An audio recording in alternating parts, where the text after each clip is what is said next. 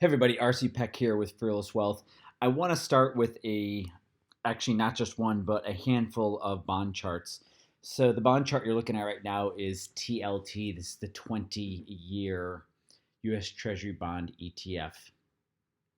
And notice the black bars over to the right. Now, those are falling. And from the peak up here, I'm going to go intraday peak all the way to intraday low, which is not too off. That's down 13.4%. So those are bonds that are down 13.4%. That's down in price. I'm going to be talking price the whole time. If I talk yield, I'll say yield, but right now I'm just talking price. So that's the price of bonds of the 20 years, down 13.5%.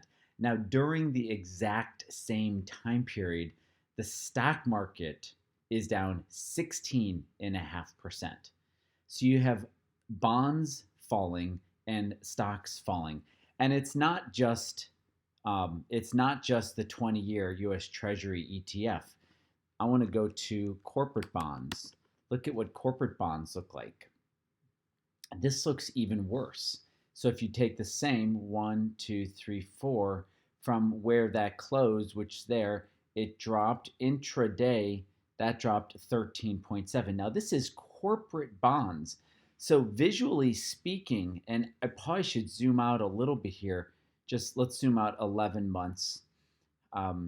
Before that was 6 months. This crashed right through. I mean, these are corporate bonds, guys. This is not small cap marijuana stocks, right? So you can tell visually something bad is going on in the bond market. Now, I'll quickly show you TLT again so you can see it on the same 11 month just for perspective. Not as scary looking as corporate bonds, but still corporate bonds, LQD right here. Look at that.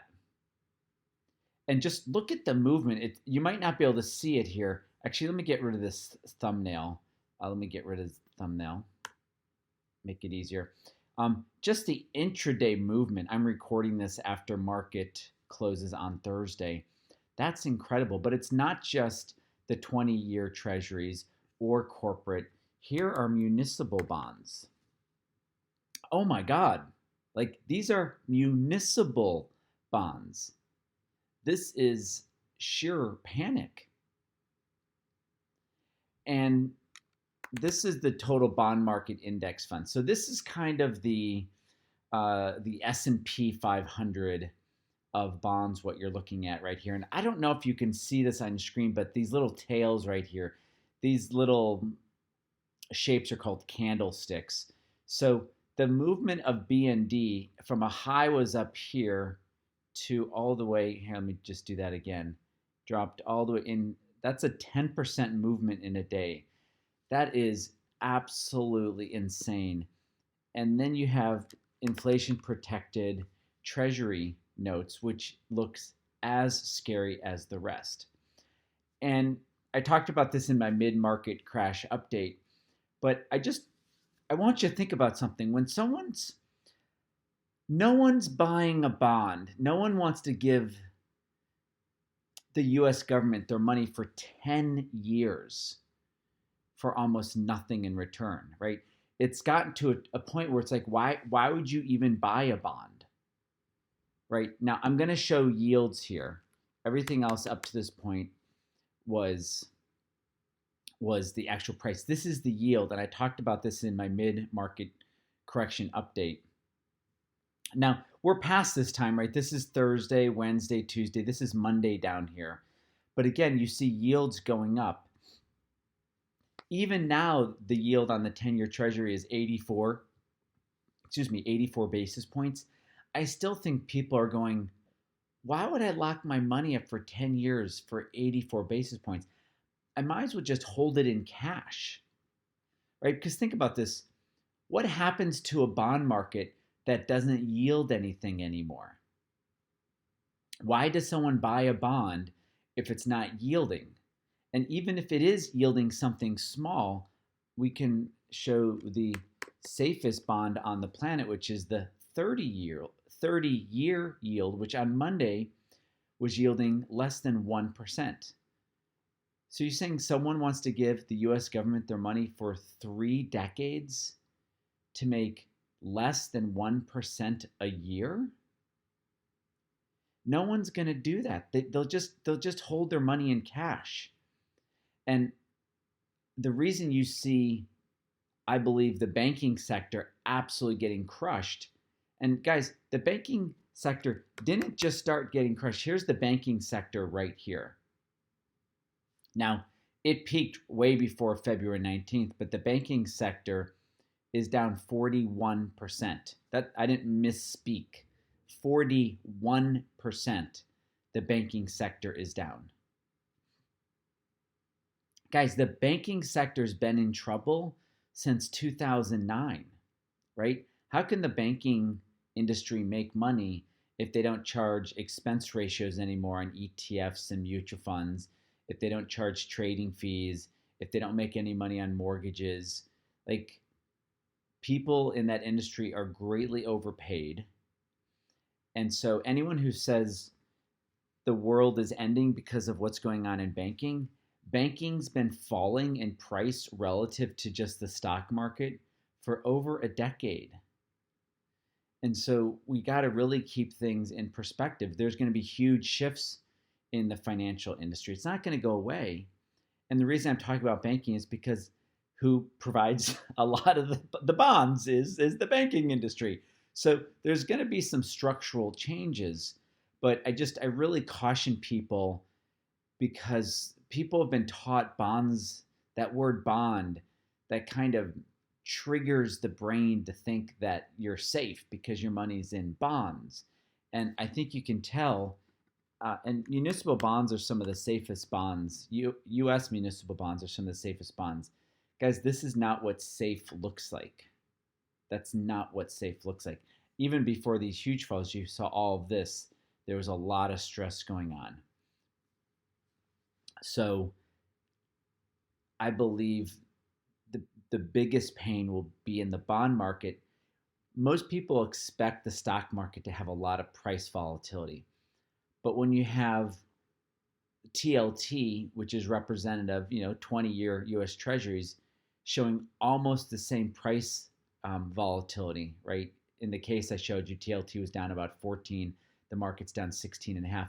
It's about the same, but relatively it's much worse, from the sense emotionally much worse, because people put their money in there because they thought things were going to be safe.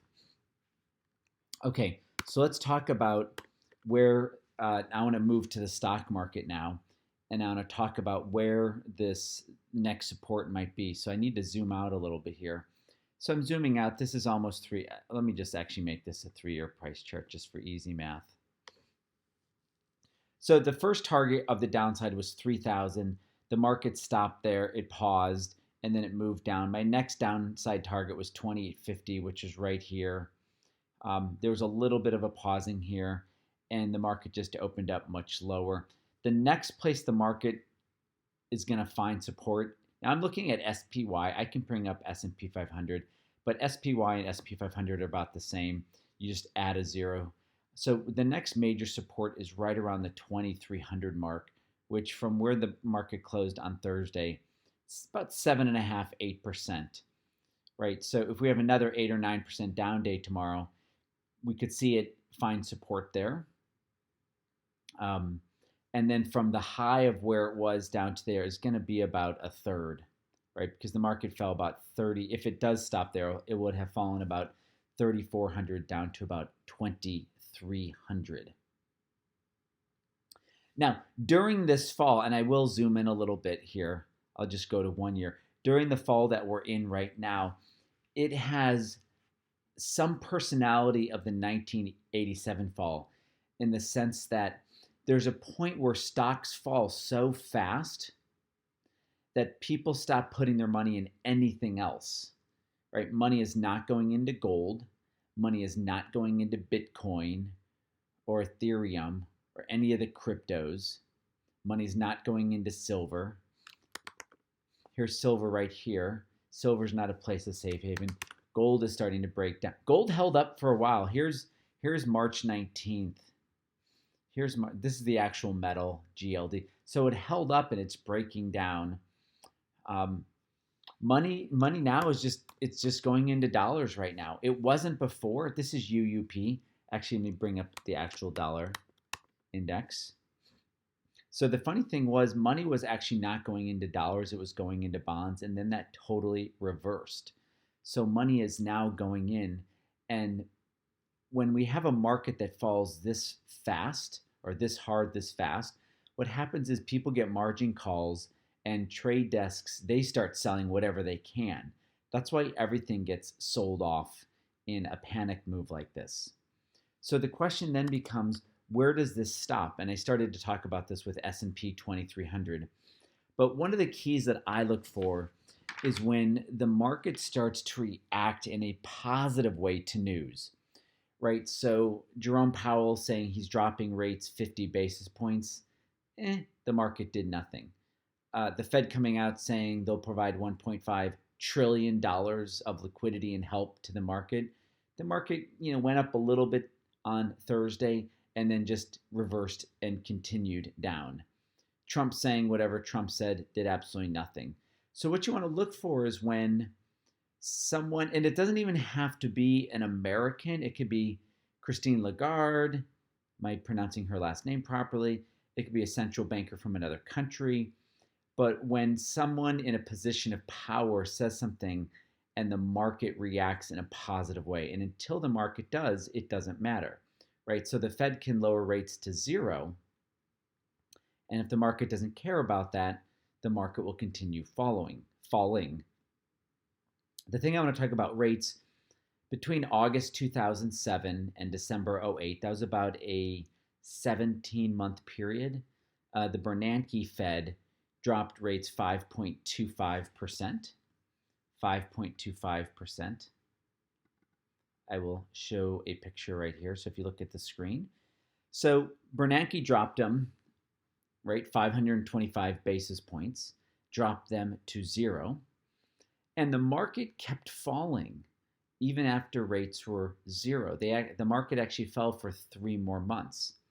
So I know you can do the math, but if you take 2.5% where the rate started and you subtract 5.25, you get yourself a negative number. The thing is, the federal funds rate, it's already above 10-year treasuries. I mean, you can already borrow cheaper money through treasuries than you can the Fed, right? I mean, I don't know what a zero interest rate does when all the other bonds are also zero. Because remember, back here, I mean, I can show you back here when the federal funds rate was at zero. Let's just go look at what a 10-year treasury was at, just for reference, right? 10-year treasury. This is the price of a 10-year treasury. So we're going to go back to 2008 and just, actually, hold on, guys. I want to do a yield.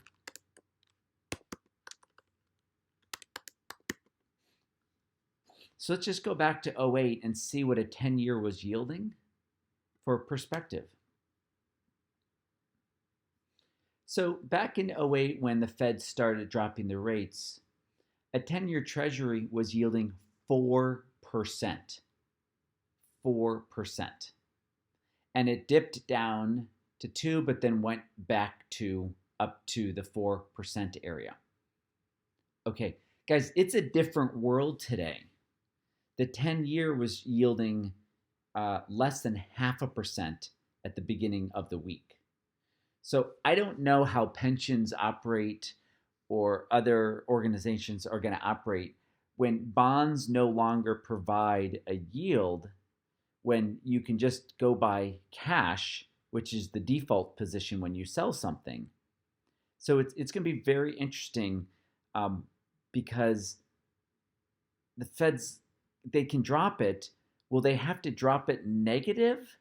So then the banks can borrow at a negative number? They can make money by borrowing and then they'll lend it out? I mean, maybe that's what's going to happen, that the government will pay the banks to borrow money to then loan it to us. I mean, this is very mind bending, but that's the place we're in today. Now, I know everyone listening is not a research subscriber, um, but I want to point out a couple things. Um, and if you're not a research subscriber, you have no idea what I suggest in my just powerfully simple portfolio. And certainly, if you've never taken my training, you have no reference for that. But one of the things I mentioned in the email is it can be a lot worse. And what I mean by that, and I don't mean to say this arrogantly or self righteously, um, but small caps, so the US market, small caps are down right now about 36%. For reference, I just want to show you SPY. SPY, SPY is, let's call it for easy math, 27%. So it's not quite, but it's 27. Small caps are down, what did I say? I have to go back to that number again. Small caps are down 36%. And by the way, intraday, they were down as much as 42%. 42%. Mid cap were down. I just want to see how much mid cap are down. Mid cap is down 33%. You have Europe. Europe's looking pretty bad. You have Europe down 33%. These are huge, huge numbers. Then you have people listening to Pick of the Month newsletters that are talking about how one of the best dividends today is Exxon Mobil. I won't even go back to the super left side of the price chart. I'll just go to a recent drop in Exxon Mobil, and Exxon Mobil is down 47%. Okay, I can't help myself. If I go down over here, Exxon Mobil is down 53%. Please do not buy Exxon Mobil just because it has a crazy, awesome yield on it. This is how people get hurt by chasing yield. I just want to see if they have the actual yield today. The yield on Exxon Mobil is 9.3%. Remember, corporations, they can cut their yield to zero. So please be very careful on chasing yield. And that's probably what people are going to be doing, considering the bond market appears to be broken. So yield will not come from that. And so people will chase it. But I think you guys can do the math that if you buy something that yields even 10%, but it drops 50%, you're still out 40%. So it can be very dangerous if you're not trained on how to think visually and really how to have a repeatable procedure. The one area that I thought was interesting was the international bond market is also taking a pretty big hit, as you can see right here. So even international bonds are taking a very, very big hit. Guys, I'll keep you updated. I'll send out some midweek market correction updates if I think it will help. Also, too, if you want to give me feedback on something you believe or don't believe or like or dislike, the easiest way to do that is just to respond to the email and just let me know. And guys, I like debate. I like it in the spirit of learning, not in the spirit of being mean or doing these gotchas. So if you want to do that, just move on to someone else. I appreciate you guys being in my world and for listening to this. This is RC Peck, and again, guys, thank you so much, and it's just another step in helping you protect your portfolio, even in these scary times right now. Let me just say this actually before we tune off. We will get through this. We got through 1987. We got through the dot-com. We got through the global financial crisis. I don't know who you were following over the last two, but you do not have to take the full hit. There are opportunities everywhere. Right now, everyone is just hiding for cover. I would not start buying COVID-19 stocks. I've been seeing people pitch the stocks to buy the COVID-19 portfolio. I would not buy them. I saw one being Johnson and Johnson, right? Guys, please, right now is not to be a hero. Right now is to be smart. That doesn't mean do nothing. Please get a repeatable procedure, but be very careful on looking for hero trades or looking for bottoms right now. Okay, okay. Now I'm really done. Now I'm really gonna sign off. All right, guys. Thanks so much. Thank you for being in my world. Take care.